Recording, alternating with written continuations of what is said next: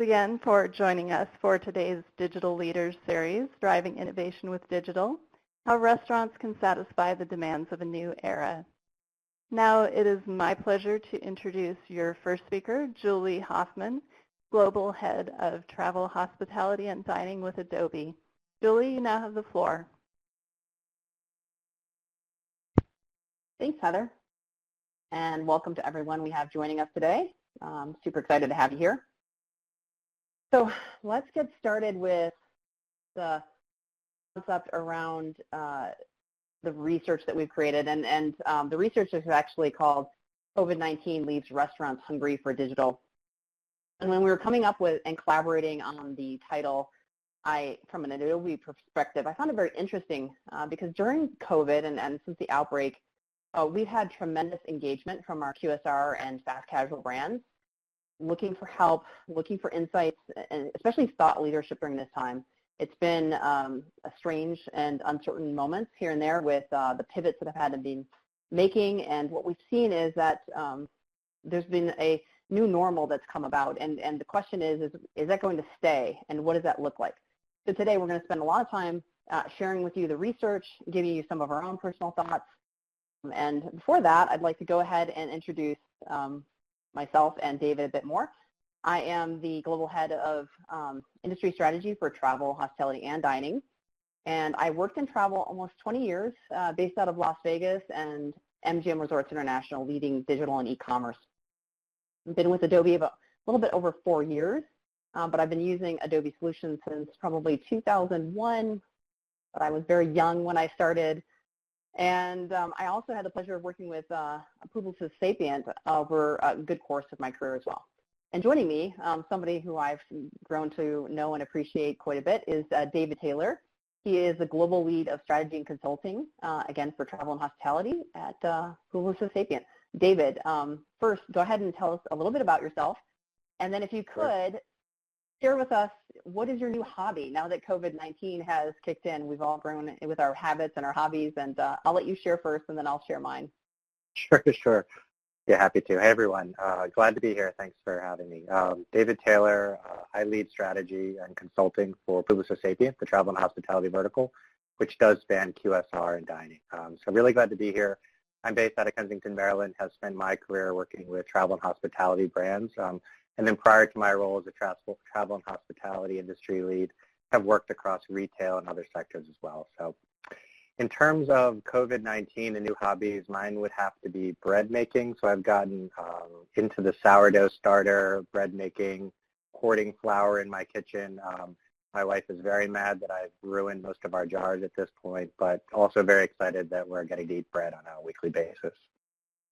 What's yours, Julie? So sometime around May, June, I took a small road trip from Utah to Arizona, and I picked up a 1,200-pound new pet. We have a 9-year-old off-the-track thoroughbred that supposedly had about 6 months of training, but it was more like 45 days. And we found that out the hard way. He's a little bit saucy and a little bit salty, but we're working through it. And we feel like we've got at least a lot of downtime because I'm not traveling to get to know each other and work through those kinks of flying around a track versus, calmly moving around doing dressage or jumping. So it's been an exciting little hobby, but definitely not quite as I had planned. So pleasure. Thank you very much for joining me today. Let's go ahead and get started. Actually, before we get started, let's go ahead and kick off a quick poll. So, you've heard a little bit about our thoughts in terms of our hobbies that we've gained, but we've all had a variety of experiences during this time. So the question is, over the last 6 months, we know that things have changed, but what are your thoughts in terms of the QSR and fast casual industry and how it's evolved? And, is it improving? Is it staying the same? Is it, declined a bit? And, of course, you have the right to obviously not vote at all, but we'd love to hear your thoughts on this because we find it an intriguing conversation around, what is the perception that's out there? So please feel free to chime in. So we've got some say that it's declined. We've got improving is not leading. Now it was leading, but now it's not leading. Staying the same. We've got a little bit of a mix, improving, decline. We'll give you one more second or so here. just to see if we get any more results. Okay. We're going to go ahead and end the poll here. Looks like it's a split between improving, declining, with a small percentage saying that it's stayed the same. Now, from an Adobe perspective, you know, we always say that people buy experiences, not products, and I'm a firm believer on that. You know, COVID-19, one of the biggest impacts that it's had is that it's really impacted, I think, pretty much every experience that we can imagine, right? That's why it's been such a learning path for all of us. You know, what we knew to be normal and what we could expect is no longer the same. So if I think of all the subsectors, you know, airlines, hotels, cruise, and dining, you know, although they've all changed, you know, guaranteed that it's not what we used to see or expect. But dining, I believe, personally had the hardest pivot. You know, now digital had to actually do all the heavy lifting and pick up all those operational aspects that humans used to handle in many ways. And so we know that there's been friction in the process because the foundation for many brands maybe was in flight. Obviously, roadmaps usually take multiple years. And I don't think that any of us expected the amount of digitization that happened during this time. So we definitely feel like this has been an interesting time, and which is one of the reasons why we decided to go in and focus in on QSR and fast casual space. David, what are your thoughts on this? Yeah, I mean, I think going back to the poll, if I think about those that have declined, I think we all miss going out to eat, getting a drink, that experience of connecting with family and friends. So in that way, I would agree that it has declined. I miss those days. I'm looking forward to being on a vaccine and going back to it. At the same time, you know, from an experiential standpoint, the acceleration of digital and what we're seeing is it's a really exciting opportunity for the industry. It reminds me of when you saw Amazon accelerating in retail. You know, you're starting to see that pick up and that momentum for this industry. So it's really exciting going into 2021. Yeah, and I would agree, and something I was sharing with David earlier. So I think that in some ways, you know, the experience has declined. So I was going to a very famous, you know, coffee shop this morning, tried to pick up a breakfast. I was running late on time. It wouldn't load, prepaid the card. And so I kept trying 1, 2, 3, 4 times. I decided to go over to the location to just order. When I got there, I realized I now had $100 on my prepaid card, and I wasn't planning on donating that much because I really wanted to pick up a quick breakfast for, you know, $5. So now I have a lot of cash in my Starbucks card. So if you live near me, I'm definitely happy to take you out for a beverage now because I'm overloaded. So it's been an interesting time for sure. Yeah. So when we're going to go ahead and cover the challenges, obviously kind of COVID has impacted, and then talk more in depth in terms of the research, what we've learned during this time, as well as what do we think is the path forward for the space. So the first area is around the shift from to digital, I should say, from our own Adobe Digital Economy Index. What we've seen is that the digital economy is growing much faster than the global economy. It's really exploded. Where we landed in 2 months is where we would have been in 4 to 6 years, which is a dramatic shift. And when we talk about the incrementality here, just March through August, we saw 107 billion in incremental sales during this time. And if we look at last year, just we start looking at, you know, days where we had over maybe 2 billion in revenue. It's maybe a handful of days, Cyber Monday, Black Friday, things of that nature, getting closer into the holidays for the shopping season. But we've had over 130 days that reached 2 billion, and even some $3 billion days. We know that there's more customers coming online, and a lot of them are net new customers that really weren't using digital to the same degree as the customers that were there before. And with it, there's been a variety of shifts. You know, one of the things I would say is there's been a lot of brand trial and switching. 12 to 21% of consumers, because we also, on top of the quantitative that we do with trillions of our Adobe Analytics data, is we also do a qualitative data. And consumers actually said that they switched brands because they saw more relevant messages or promos or offerings in their preferred channel. And then on top of this, you know, one of the interesting stats, and I don't have it here, but they are actually decreasing the amount of visits that they're making on sites when they're making a purchase decision. So there's less time to capture their attention and to retain that market share. Now, from a travel and hospitality and dining perspective, I think the mobile numbers are really extraordinary. We saw in retail in August, the growth, site visits were 60% and conversion was 40% on a smartphone device. We're estimating right now that it should be around 18 months and we'll actually be at 50% for commerce conversion on a smartphone device in the retail and commerce section. So it's kind of interesting and intriguing. We've also seen a variety of brand trials that have occurred. And, you know, when we talk about the bad experiences, I've had some bad experiences with brands that I actually previously really appreciated during this time from a dining perspective. And since the outbreak, I've had not such a good experience, and I have declined on going there. So it's definitely impacting loyalty, how things are being handled from a digital perspective. David, what are your thoughts on this? Well, I think this is spot on. I mean, the brand switching and the brand loyalty is, I would say, a mega trend. I think we're all in a period where we might be trying something new, a home improvement project, maybe a Blue Apron subscription that's net new. The transition to loyalty, a lot of our normal day-to-day behaviors as you think about going to get breakfast, stopping and getting a cup of coffee, that route that has been disrupted, so you might be willing to try something new, try a new behavior. The loyalty, I think, is one of those shifts. I think the other is really around the idea of the creation of new segments. You know, a lot of our clients have worked for many years in defining their segments, understanding their loyal customers, and a lot of those customers have undergone a significant amount of change themselves. You know, you have Julie here. She has a new dog. She might be going to Chewy.com. She might be a dog person who's doing dog types of activities moving forward. So we're seeing that confluence as you see new types of behaviors, really shifting the segmentation. A lot of people are going nearby and outdoor activities. You see a lot of that outdoor affinity, a lot of dog lovers that weren't dog lovers a few months ago. So it'll be very interesting to see how a lot of the historical segmentation carries forward into what's next in the post-COVID world.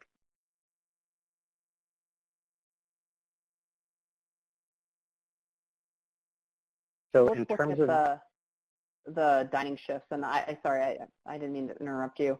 I was going to add something here in terms of, you know, we have obviously the overall e-commerce and retail trends, but this deep dive on the dining trends, I think was really hard to capture just on one slide because there's a lot more in terms of shifts. So we're going to cover the top ones. Yeah, thanks, Julie. I mean, as mentioned before, this has been a very busy year for the QSR industry and for the dining industry. It's crazy to think that here we are in November. This COVID event really only happened in March. And if you think about the amount of change that's occurred over this short period of time, it's unprecedented for this industry. Now, you're seeing a lot, you know, as we think backwards into where we were come March, April, when we're all hoarding toilet paper and going through that panic mode. There was a significant change that underwent many of our clients in this industry, many of which were having to work through a patchwork of state and local regulations, restricting their in-store, their in-lobby, their on-premise, which was traditionally where they had most of their customers go to, and really begin to shift and pivot in a way, and they've been pivoting along the way. So it's been very exciting to see, and if you look at the headlines over the course of this year, it's unprecedented, the amount of change that you're seeing. A lot, just in terms of some few trends, you know, you did see a lot of shifts, as would be natural with that off-premise solution. So really rethinking drive-through, rethinking through the drive-through experience, as well as like how are we using our parking lot, curbside ordering, other things like that. So you've seen some big shifts from brands like Burger King, Tim Hortons, Taco Bell, Popeyes, McDonald's, and others. Really kind of rethink that. You see some modernized stores re-envisioning what that experience will look like. And I don't expect that to change. And I do expect a lot of these new behaviors will stick, and a lot of this shift in demand will become permanent shifts in demand. At the same time, you know, as you think about this, there's the health and safety crisis. There's also the economic crisis, right? So this has been an industry that has been incredibly impacted. There have been some winners. There have been some losers. And there's also been some mergers in a sense. You see some record sales, you know, brands like Chick-fil-A, Papa John's, others, you know, putting up same-store sales numbers that are record-breaking, the best they've ever done in the middle of the pandemic. At the same time, you are seeing some brands or franchisee brands filing for bankruptcy. You know, some iconic brands. My favorite is the kid Chuck E. Cheese, Ruby Tuesday, others. But You also see some franchisees that might own hundreds of stores begin to close shop just because the numbers may not make sense, and you're starting to see some of those filings going on. At the same time, you're seeing a blending and a convergence. We'll refer to QSR, fast casual, et cetera, but you are seeing this convergence where, fast casuals acting more like QSRs, traditional dining restaurants acting more like QSRs, everyone using the parking lot, adopting curbside pickup options, takeout options, et cetera. And you see this as well, DoorDash expanding into grocery. Chipotle did a very interesting thing early in the year where they basically allowed a farm-to-table, almost a farmer's market-like online marketplace where you could buy directly from their sellers through a farmer's marketplace portal. So some really interesting convergence where you're seeing some food places go into grocery and vice versa, because that's where customer demand is going, and brands are looking to pivot in response to that. And then finally, I think you're also seeing some really interesting innovations. So McDonald's reduced their menu, and I'll repeat that, they reduced their menu, which is very exciting as they think about accelerating drive-through times. They did a very interesting partnership with Travis Scott, very, very popular. I'm not sure if any of you have waited in line and gotten a Travis Scott meal, but you're also seeing My son made me do that. Oh, yeah. I'm not kidding. Yeah. He's like, Mom, there's a McDonald's. I need to get the Yeah. Travis Scott. I'm like, what? Yeah. What do you need? Yeah. Yeah. If you've got a teenager, you've probably heard about the Travis Scott meal or tried to get it, as well. So, and you saw the same hype around Popeyes and their chicken sandwich, earlier. Some interesting robotics, as well, as you think about, what we're seeing in the robotics space. So some interesting burger flippers and some startups that are really accelerating as you think about, there's a dimension that's customer focused, what we all as consumers face, but there's a whole other dimension to this pandemic as you think about employees and staff, many of which are going through their own illness or having different types of constraints at home that might limit their employees. So this is where you are beginning to see that notion of kitchen robots kind of starting to accelerate as an output of this as well. So net, it's been a very exciting year for this industry, and I think it really sets the precedent for what's to come and why we did this analysis at the end of the day. Yeah, I love the piece on innovation. There's tons of innovation that occurred, during the time, and one of the things is just looking at, as brands try to consider like how do they operationally manage through this, right? There's just a lot to consider in terms of keeping food warm, speed, agility, what parts digitize, how do they meet those needs. There's some changes that I've seen in terms of brands who are starting to innovate along that cycle. And it's a part of their digitization journey is, where do they need to innovate and what does that look like in terms of their overall structure. So it's a pretty comprehensive pivot. But yeah, those are some great examples. And brief, yes, the Travis Scott meal I heard drove an extraordinary amount of customers as well. Yeah. And I'll also call out, these are some of the headlines for major brands. As you think about the majority of the industry is often in that small local restaurant that many of you love around your homes. And those brands and companies have been innovating as well, to-go kits, alcohol beverage packages, some of which are cooking classes, Blue Apron style. So the innovation is not singular to just the large brands, but you're also seeing on a micro level as well, which is quite fascinating. But where we are today in terms of we're in November approaching 2021, there are some real challenges that the industry will face as we look forward into this analysis and as we look into the next year.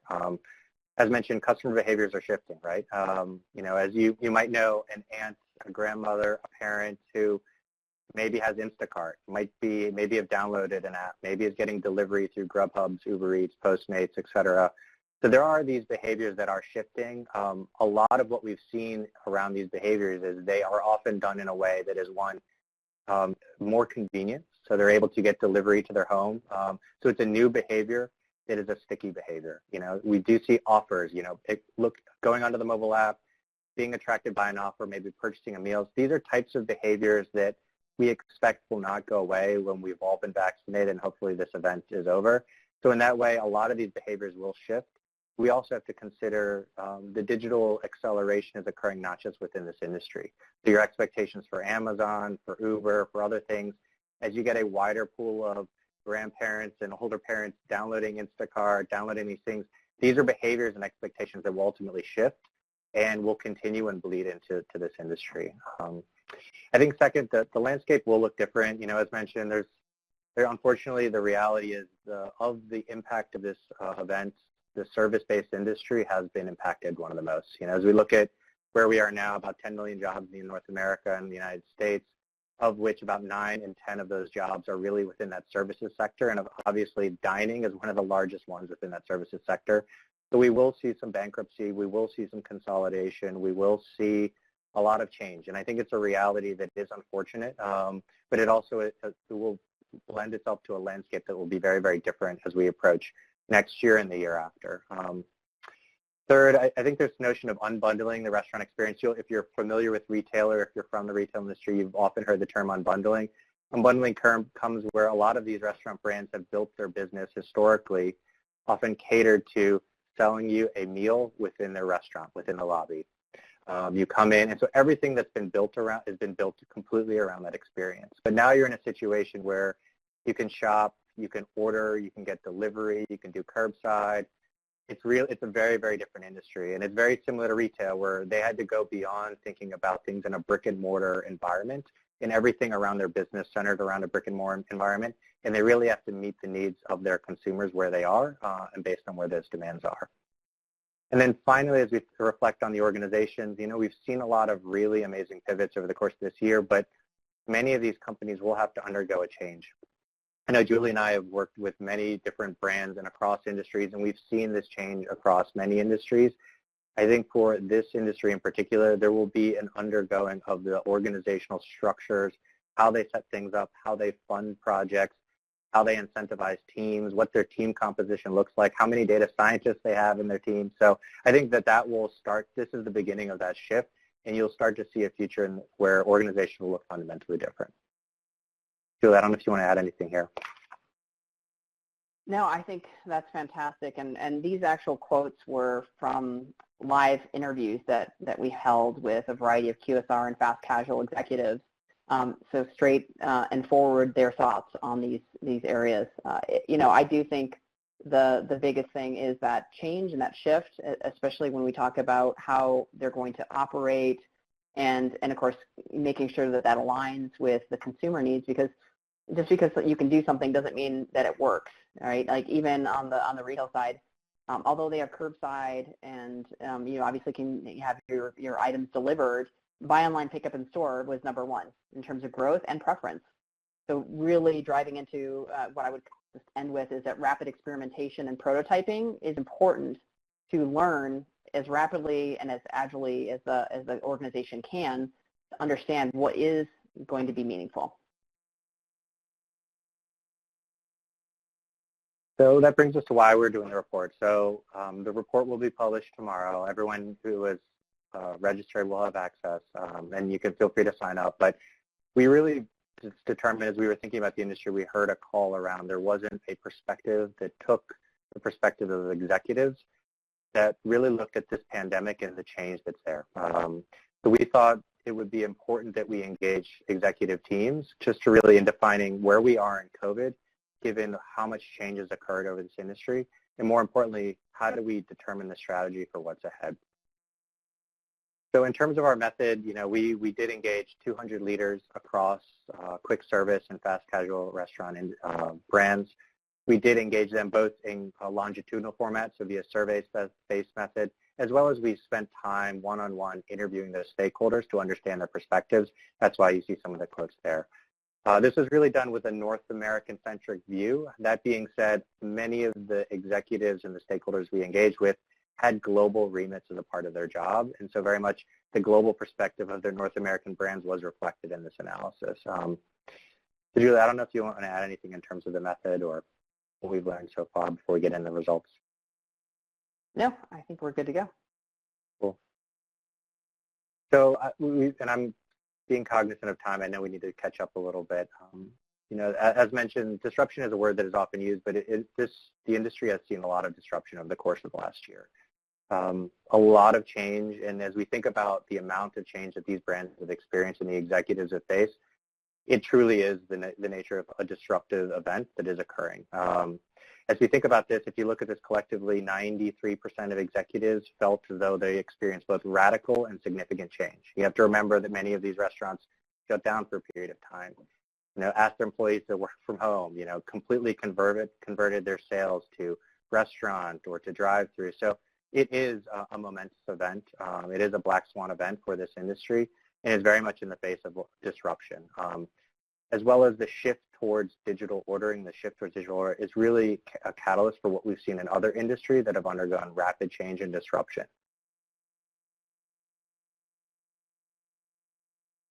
So in terms of key findings, really 4 to take away. 1, the pandemic has shifted how customers buy food.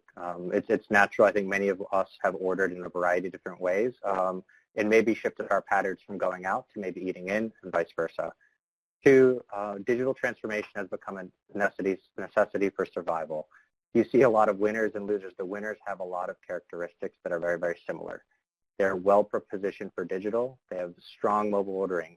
They have an ecosystem connecting email, advertisement, kiosk in store. So they were able to pivot quickly and respond to the digital transformation necessary, where those that maybe had poor performing mobile apps or no mobile app or digital presence at all really began to suffer as a part of that.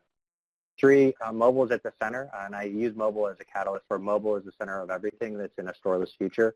So in that way, mobile is kind of that catalyst. We're more and more time on our phones, so as a result, it will become the flagship point, the flagship channel as we think about the future.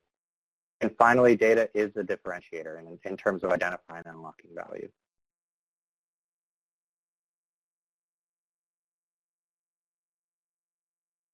So thinking about data, and I think in a positive note, if we look at this slide, although everything's shifted from in-store, and you can kind of see how we call it in-store, went from around 40% to just a little bit under 20% in terms of a pivot.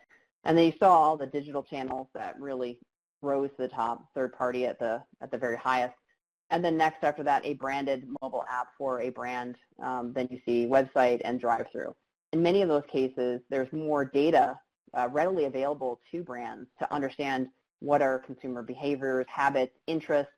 So in some ways, it's a positive, even though there is obviously the loss in direct in-store sales and what that means.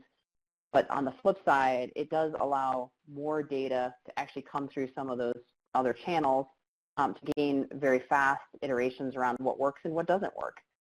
So we did see quite a bit of disruption here, especially in terms of the channels.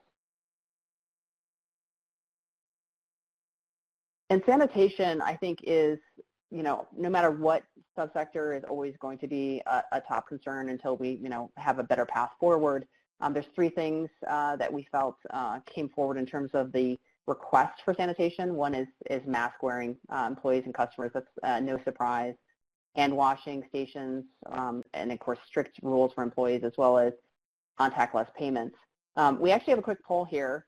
So thinking about contactless payments, what are your thoughts on, are they temporary trend and will they go away eventually? Will they be an important service for restaurants? Because we know there's a lot of things with digital menus, mobile order, contactless payments for your charge cards. Will it become a primary source? What are your thoughts in terms of where is it going to be in the next 5 years? We'll just wait, see these come in. Continue to be an important trend. So it doesn't seem that anyone has a feel that it's going to go away eventually. It looks like we're landing on it's going to be the primary method of service in QSR. I'm going to go ahead and click to the next slide. So when we actually did the study to see where we landed, it was the bulk felt that contactless is here to stay. So more than half felt that contactless is here and it's not temporary. Again, it's interesting to overlay behaviors and study this. What you hear just dramatically nationwide in terms of habits. If you do something for 30 days, you have the highest likelihood of keeping and maintaining that habit. Well, we didn't really get a choice during this period. We're already at 6-7 months of being locked down or having a more restricted movement. And of course, I feel definitely that these things are here to stay. David, what are your thoughts? Yeah, I think one of the other areas that will be in the report, it highlights where they are with contactless today. So we saw a alignment around contacts for mobile ordering. 82% of brands had contactless in their mobile ordering, but only about half had contactless in terms of voice ordering, and then less than a third had it with kiosks. So that being said, all of which had shown that in the next 2 to 3 years, contactless will be in our roadmap. It's a high priority for us. I think about the buzzwords of 2020 for this industry. Contactless is definitely one of them, up there with like Ghost Kitchen and some of the other ones and Travis Scott. Yeah. But yeah, absolutely. It's definitely here to stay. I think, again, it's a behavior. Once you get used to paying with Apple Pay, you actually realize it's quite convenient and you start to do it more. So, as we think about contactless, it leads us into a sense of mobile ordering. As we thought about the interviews, we heard mobile ordering is critical. Thinking about, a third of our sales have tripled in mobile ordering. Our sales have gone from X to X. You see this in the earnings reports of many of the brands. And then many of which, as we think about mobile ordering, it's just where you take the order itself. Then you think about how it would be picked up, whether drive-through, takeout windows, or other methods. So in terms of unlocking new opportunities, we saw 70% of seeing that mobile technology is critical. I was surprised actually that this was 70%, not 80 or 90. But that was coupled with advanced analytics at 58% and IoT at 58%. 60% of brands saying that customers have demonstrated a preference for mobile ordering for on-prem, and then the large majority of QSRs offering mobile payments, mobile ordering, and web ordering. As you look at the winners and losers from a mobile perspective, both in terms of who's in the App Store, who's getting 4.5, 5+ stars, who has the highest number of downloads and engagement, it really are the brands that see mobile as part of an ecosystem of play. So in their commercials, you'll see mobile at the end of that commercial. As you think about email, push notification, how it flows through to the in-store journey, mobile is a centerpiece, but it's not the primary focus, and it's not just an ordering perspective. It's everything throughout that journey. And so that's where you're seeing leading brands. If you go to the App Store today, and you'll see most of the larger brands, McDonald's, Starbucks, Chick-fil-A, to name a few, all at 4.8, 4.7 stars. If I look back to where we were a few years ago, many of these brands were struggling to stay above 3.5 stars, so it's really incredible to see how much change has gone on and really how customers are responding to the improvements from a mobile perspective. Yeah, and the 60% saying that they demonstrate a preference for on-premise mobile ordering, that one was a little shocking to me. You're going to come on site and then you're going to order by your mobile device versus, some other form. But again, that's the contactless and low physical touch coming into play. But the number was really surprising to me. Yeah, me too. Oh, sorry. There we go. Sorry, that was me. Yeah.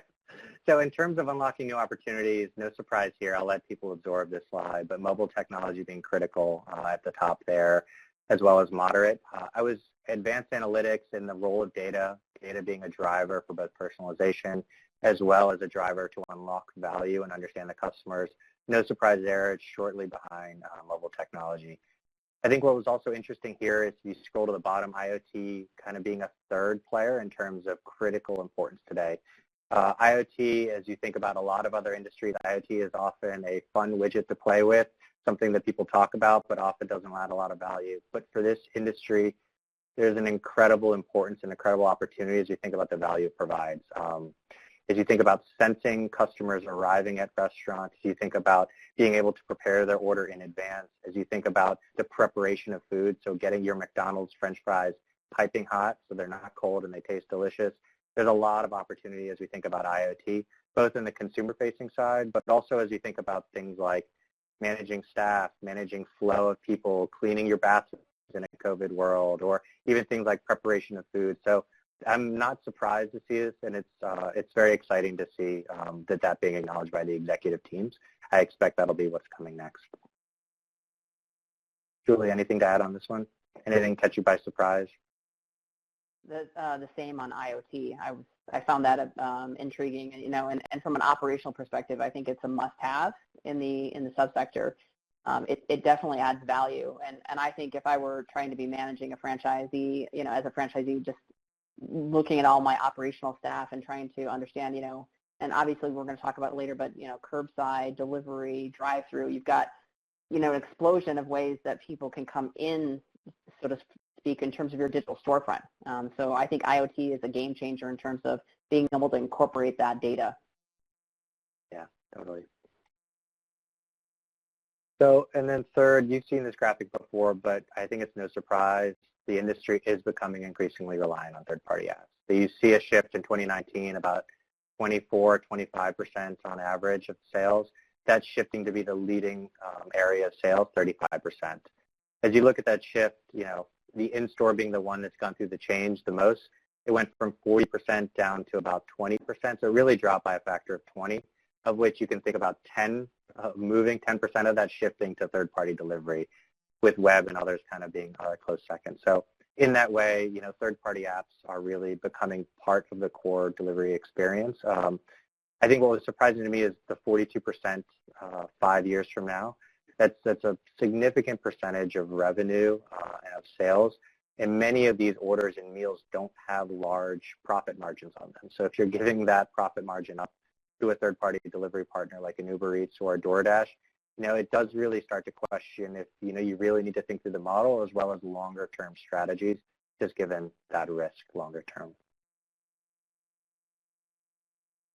Yeah, and I would add that this really reminds me of 9/11, working in the hospitality industry and the online travel agencies, you know, coming in and providing that, you know, supply and demand challenge of, you know, being able to, you know, funnel in, you know, the available demand that was there in a comprehensive manner and being in front of that. But on the flip side, it opened up choice. And the impact of choice is monumental in terms of a brand for loyalty and retention. So this is definitely something that I know the executives, obviously, they're looking at the shifts here, but it does have a cascading effect both on profits, margins, and as well as long-term retention.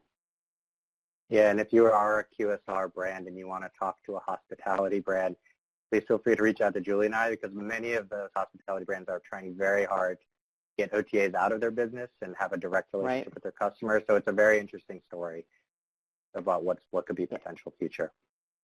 Yeah, I used to negotiate those contracts, and so the cost factor was always something that was top of mind as we try to figure out our way forward and mitigate those expenses.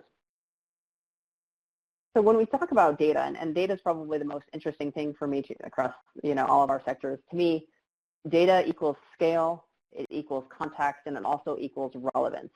You know, it's been it was always a priority, I think, even prior to COVID, but now it's really needed in order to be a lot more dynamic and on the fly, especially because we see that we're not that we're losing interest, but we're losing time and mind share of customers as they're moving much faster through the shopping process. So when we get into some of the data points here, transactional data came to the top, you know, 64%, no surprise.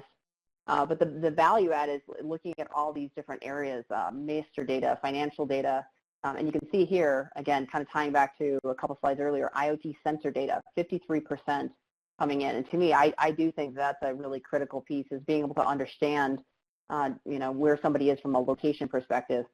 We actually did a variety of consumer-based research, and what we found is, especially the younger demos, Gen Z in particular, they're looking for location-based recommendations. So as they're kind of, you know, navigating the world, they would like more things to come to them as recommendations. And so I think that this is interesting because it's a new way of really trying to acquire new customers, be more meaningful to them, and of course manage operations. And this is a big thing with differentiation.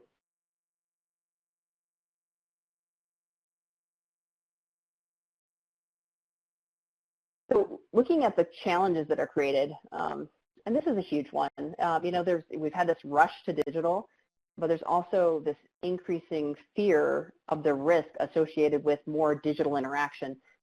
And to me, it's not a surprise. You know, as you are managing, if you're a CIO or you're managing CISO, security is always top of mind. As more PII data is out there, you know, transactional data, or you're gathering more information about a customer, keeping it safe and, you know, keeping obviously the customer safe, but also just maintaining, you know, that infrastructure can be quite a bit of a challenge. So that came to the top here. And, you know, I thought it was interesting that it topped even things like overall business strategy or difficulty in presenting the business case. So we see that this is probably one of the number one challenges, that as more individuals, net new customers come online, how do you manage that scale and manage the risk associated with it? David, do you have anything to add here? Yeah, no, I think this caught me by surprise in terms of the greatest challenge of the moment, but it also, in thinking through and digesting it, it also is no surprise. I mean, I think every month or so we hear about a data breach. Having worked with brands that have experienced this, it's quite a mess to detangle. I think the average cost is about $4 million for each data breach, and it takes about 10 months or so to detangle within the organization. So if you can think about what's occurred over the last few months, and if you were to pause a lot of that effort while you were detangling a data breach, it is significant. So it's great to hear and great to see our executive teams acknowledging this and putting it at the forefront of their concerns moving forward.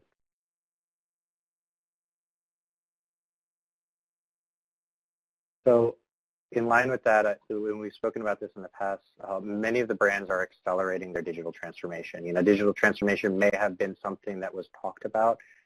They may have been discussing it, but it wasn't to the degree that we see it is today. So from a digital transformation perspective, many of our brands have really put it at the forefront of their strategies in terms of their survival and in terms of their competitive strategies in the COVID world. I'll go through some of these stats. 3/4 expect their customer experience to be significantly different 5 years from now. 78% seeing them changing their roadmap. A third are saying, their digital transformations took, significantly longer than before. And we see this notion of, as we think about time to market, so as you have an idea, as that idea goes forward, we saw a traditional timeline historically of 1 to 2 years getting narrowed down, over half that time from an idea to ultimate results. So for us, as mentioned before, digital transformation is it's an end-to-end transformation of the organization that embraces things in the context of digital. It's not adding a digital team. It's not putting additional funding for digital. It's really rethinking the entire business in the context of the digital world, which is what many of the customers are. And so I think we've seen a lot of organizations pivot in the context of COVID, but I think there is more to come as we think about what is the longer-term change that these organizations will make to respond to these behaviors. Julie, I don't know if you want to add anything on this one as well. No, we're a little short on time, so we're good. Yeah, okay. Sure. So in terms of the opportunity, we did see 65% say that there was a significant gap in terms of where they are today.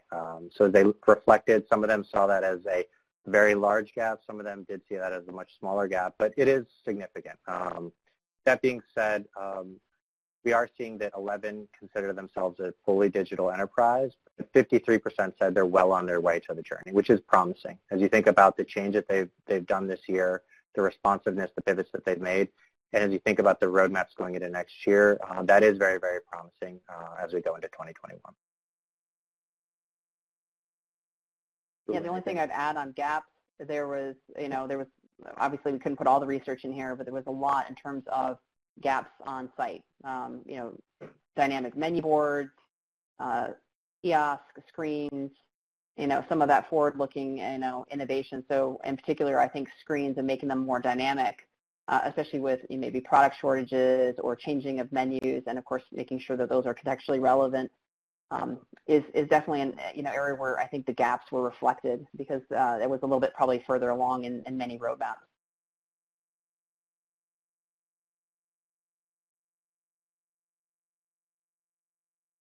And then in terms of drive innovation, digital transformation was an area where they saw driving innovation across a number of different dimensions. So at the top of the list was products and or services. This is no surprise to me. As you think about the dining experience, it often centers around the Travis Scott meal or the hamburger or the pizza. So improving your ability to deliver those products and services was top of mind for executives. I think number 2 was the notion of being more innovative as well as third in terms of the experience offers to customers. I will say a call to action as I reflect on these results compared to other industries that are maybe more digital leading or ahead in a digital transformation journey. Customer and value are often kind of ones that score at the top. as they think about solving a customer need, driving innovation to solve that customer need. So I was a little surprised to see it number 3 on this list, but at the same time, it's still quite apparent as you look at the results here.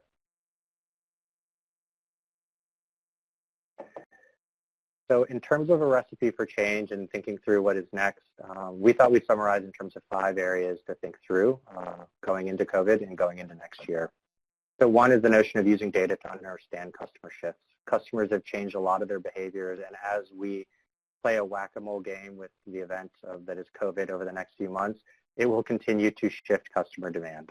And so this data is one of the major drivers for this. I understand many QSRs, given their franchisee model, struggle with data.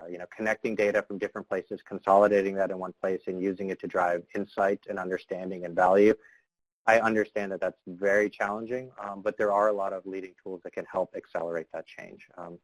2, speed to market. As you think about digital transformation, there are a number of benchmarks and metrics to help you think through what is your digital transformation maturity. Speed to market is one of the clearest ones. As you think about being able to get an idea out to live market faster and experimenting on that idea to drive value for customers, that really requires you to think through what do you need to do to set that up. And I understand many of these organizations are still dealing with things like out-of-date POS systems, legacy architecture, sometimes different franchisee owners that might have different pieces of technology, to making sure that you establish some of the foundational pieces to allow that seamless connectivity as well as that speed to market are critical to compete if you're going to compete against a Grubhub, an Uber Eats, et cetera. 3, digitizing the journey to enable that contactless interaction. Contactless is king, but thinking end-to-end, so thinking less of selling the burger in the store, but thinking how can we serve it across that ecosystem. The unbundling effect is critical, especially as you think about all the different touch points that ultimately could be digitized and personalized to convert or to yield higher yield. That's where digitizing the journey is critical, from menu board to kiosk to signage to other elements. Digitizing that journey allows both personalization, understanding of customers, and it's a cyclical loop of value. 4 and 5, modernizing the tech stack. This is key. I know this is understood, so it really needs to be looked at the lens of what are the areas of value based on what's moving forward, and what are some of the big boulders that we need to tackle if we ultimately want to step into a digital transformation future. Finally, as mentioned, privacy by design. Privacy is key. As you are collecting and as you're accelerating digital journeys, you have a greater responsibility to safeguard your customers' data as well as ensure privacy by design. So it's great to hear executives having this top of mind, and it's just a reminder, to ensure that we're using the data in an ethical manner because there is a great responsibility as we think about a greater digital relationship with our customers. Julie, anything you want to add on this one? I know we've spoken about this one a lot. Yeah. I think the privacy by design is, it kind of catches me in terms of the challenge there. If we think about the explosion of touch points and interactions that have occurred, in terms of all the ways you can, engage with a brand and managing privacy across all of those channels, it's quite a bit of a, monumental motion to try to figure out how do you manage that privacy, especially with privacy changing on the fly. So that's, I'm not surprised, again, why that came up top in terms of concern, because as we digitize more of the journey and digital takes the heavy load of, operational staff, privacy has to be, a top area of focus. I would probably add on to that is in terms of, data, content, and delivery, and like how do these things come together and the mechanics. We're always very focused on how do you become an experience-driven business at Adobe, what does that mean, and the mechanics behind it. And on the right, you kind of see a little bit of a visual here. You've got somebody who's interested in drive-through locations. You've got, picking up dinner, food delivery. Voice, I should say, ordering has been one of the things that, we see like top of interest for customers is being able to order, by voice, in particular for dining. There's just a lot of ways that information is coming in. So we think of it as a bit of like a three-legged stool. You have your data that's important, right? You have everything you know about a customer's identity, their profile, all devices, and all of those things have to be connected to the content, right? So And content velocity, I want to say, is probably an area where, as I spoke with a lot of brands in the space, this is where things fell down in terms of the velocity. This is all of your, your assets, your videos, any kind of form, and making sure that these are personalized experiences in the shopping journey. You have to bring that content together and then deliver it, right, across any channel, and of course make sure that, in the process of doing this, that it's at speed, right, because speed is critical. We see that, customers get fatigued pretty quickly, especially depending upon what other experience they've had that have been fast. If they have to wait or there's a lag time, and I've definitely had some lag time experiences in commerce shopping moments that I've had, and it does give you a pause of like, do you want to engage or interact if it takes you much longer? So these three elements all have to come together, and the way that Adobe thinks about it is at the core of it is machine learning and AI. We have Sensei that basically works together to understand, what is relevant. It helps to act as a decisioning engine and, of course, automate some of those processes along the journey. Because agility and scale is number one. If I have any conversation with any brand, it's how do we help you with agility, going into 2021. So to kind of close out, and we talk about, modernizing a restaurant recovery, there's, 4 areas of focus. So the first is all around customer intelligence. And again, understanding your customer, knowing who they are, being able to have that holistic view, and not only just your atypical traditional CRM data, but then being able to append IoT data and other information about that customer so that you really have a good sense of where they're living, their space, geographic aspects, and then also just to help provide an up-level service. So what does that look like? And then, of course, privacy. Privacy is a big piece of that. So, at Adobe, we're looking at how we can provide support on that with our real-time CDP. The second piece is all around digital modernization. And, I worked with Sapient from like 2013 to 2017 when we were building a foundation for MGM Resorts International. And they were a phenomenal partner for me. Now I obviously work at Adobe, but at the time they helped me, think through how can I make it more scalable. At one point, just for context, I mean, we actually were, we'd gone from taking months and months and months to maybe even a year to get a, website live to we loaded 7 new websites in a week. And this is back in 2013. I know that, we have a lot of our coffee customer or coffee brand clients that we have. They were doing, I think, every 15 minutes a new website. So you talk about speed and scale to get something up and running, to load it out, and the agility. That's another piece. And also to modernize the operations, going from the creative aspect of it to getting it right live for the website production all the way to whatever channel. And brands that are a little bit more advanced in the space, they treat all of the content like data. And this is a critical thing. So as a customer engages with the content, they take that information and they put it back into their ecosystem so that they can utilize it on the next action. So let's say that they, were very heavily shopping a certain types of, foods. They would, again, use that information, that data, to then serve something even more relevant the next time, as one example. And of course, across any screens, Caesars Entertainment comes to mind in Las Vegas. They run all of their websites, mobile app, mobile web, obviously, and then all of their kiosks, and even the huge marquees off of Adobe Experience Manager. So very robust in terms of scalability. And they're also using it as a form of data. The third, omnichannel orchestration. I don't think that brands could have pivoted during this time without having a solid ability to reach those customers consistently across channels. We know that they're device switching. That's been part of the conversation, not just here, but in many one-on-ones with clients, is that customers will oftentimes look on multiple devices as they're shopping. Maybe they're on desktop, with their family trying to make a decision, and then maybe they're on mobile when they go to actually pick up the order. So switching devices is a new normal, and being able to manage those journeys, not just your scheduled campaigns, but also ones that are triggered by the customer. The customer takes an action, and now you want to reward them. Maybe it's part of the loyalty program. They've now come multiple times, and you've noticed that, and you want to just spur that behavior a bit more. So how can you incorporate that and kick off the journey based on their interests and behaviors? And the last, I think, is probably another piece around agility that I'm in love with. So I picked up analytics early in my career, probably around 2000, trying to look at all of our resorts within Caesars Entertainment and understand the dynamics between them, cross-shopping behaviors. But I had to track all the individual devices by myself and then try to, ladder it up and dedupe and really understand what was that one particular customer doing. And now with customer journey analytics, it allows you to track the journey, not the devices.